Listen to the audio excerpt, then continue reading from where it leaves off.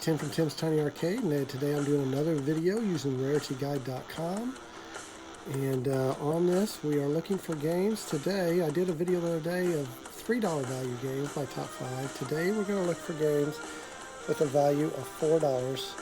And they have a list of games that are worth $4, and I'm going to give you my top 5 games that are worth $4.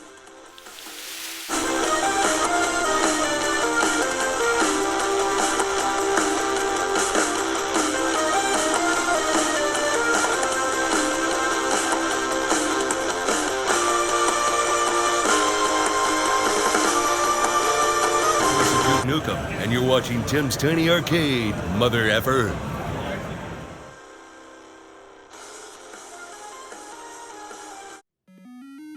Alright guys, so coming in at number 5 on my list for games that only cost $4 is Battlezone. Battlezone is a game I didn't play as a kid. I didn't own it. I owned like probably 60, 70 games as a kid, but I never owned Battlezone until maybe 5 years ago.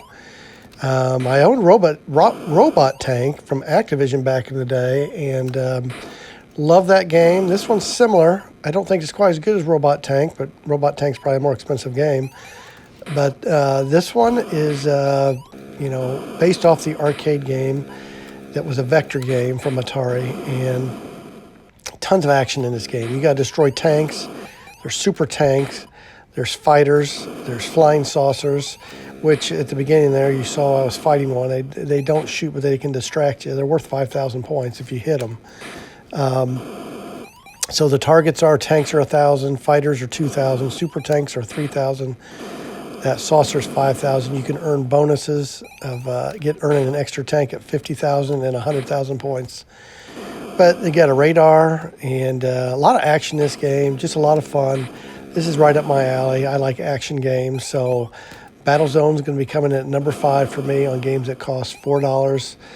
And really love this game. Like I said, I didn't own it as a kid, but I played it in an Atari tournament off Facebook and kind of fell in love with it.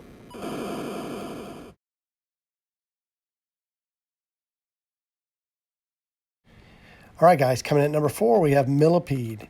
Now, Centipede was also on this list, so I had to determine which one I wanted, and it wasn't really a tough choice for me because I love both games, but Millipede's got more going on, a lot more action. It's a tougher game, but I like it. It has the DDT bombs on here and lots of enemies. You got beetles. They're worth like 300 points. Mosquitoes will come, 400 points. Bees are 200 points. You have an inchworm, which is 100 point.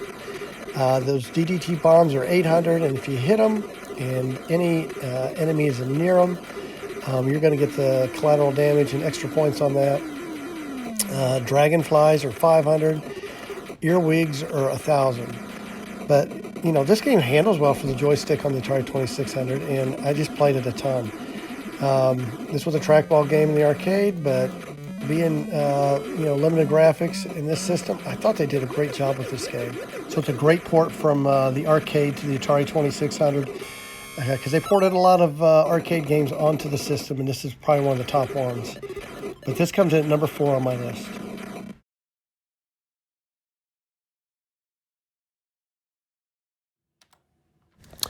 All right, so we have Adventure coming in at number 3. I owned Adventure as a kid and played it a lot. Now, I'm just showing you game mode 1. It's super, super easy.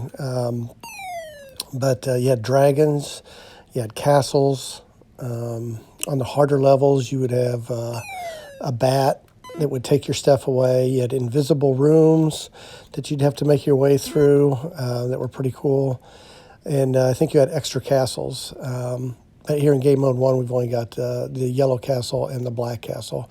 And I believe you had a white castle on the harder levels. But and it was cool because the bat would always move things around, and super fun game. This was one of the first games that had a Easter egg in it where the programmer had his name in it. And I did a video one time about that. But yeah, your object is to try to get this trophy and bring it back to your castle, the yellow castle. And that's how the game ends. But super fun game, and this is coming at number 3 on my top 5 list.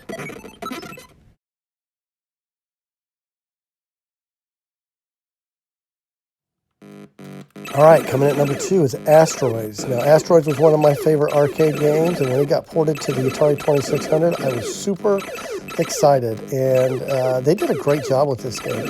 Now, I'm playing this on game mode 30. A lot when I was a kid, I didn't change the game modes, but this is a little closer to the arcade where the asteroids just start going up and down and kind of moving slowly either left or the right. It had some that were cut at angles and had the UFO on it also.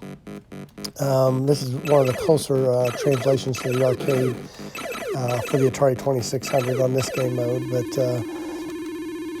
the scoring in this game was you had small asteroids that were worth 100 points, medium asteroids were 50, and then the large ones were 20. Satellites were 200 points, and UFOs were 1,000. This game also had like 66 game variations for 1 or 2 players, and me and my brother played this a ton back in the day. But anyway, guys, this comes in at number 2 on my list of $4 games.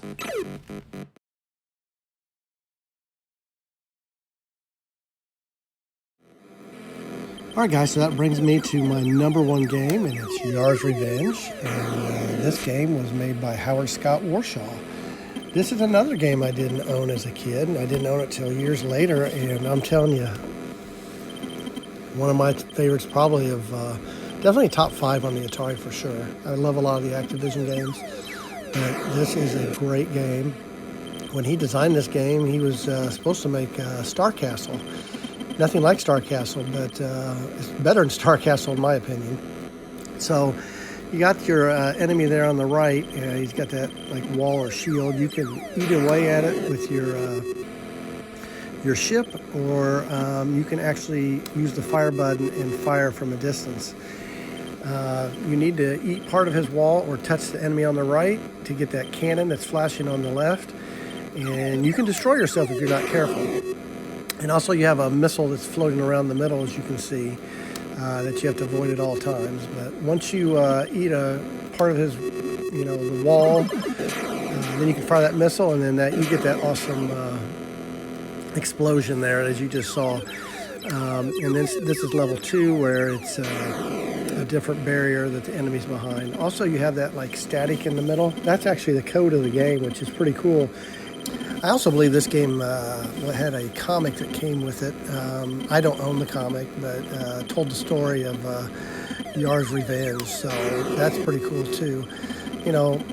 I'm glad this wasn't Star Castle or whatever, because I think this is actually a better game and made a new property for Atari, and this is held as one of the better games for the Atari 2600, because there's just a lot going on with the limited stuff you could do with the Atari 2600. This game's got a little bit of everything, and strategy, and it ramps up, it gets hard. That little missile that's chasing you right now, it gets a lot faster, where you got to be constantly moving, and then the enemy itself, he will fire out extremely fast and even go north and south also to chase you down.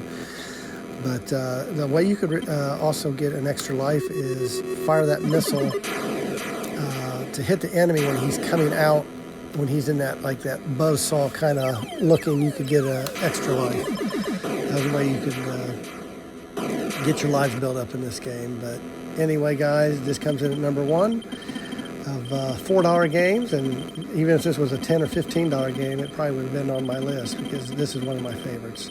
But anyway, guys, I really want to thank you for watching, and this is my second video. I did one of top 5 $3 games, and probably in the future I'll do one of at least $5 video games that cost that much for the Atari 2600. Thank you guys for watching, and I really appreciate all the people who have been commenting on my videos and stuff, and I'll continue to get a video or 2 out a week if I got the time.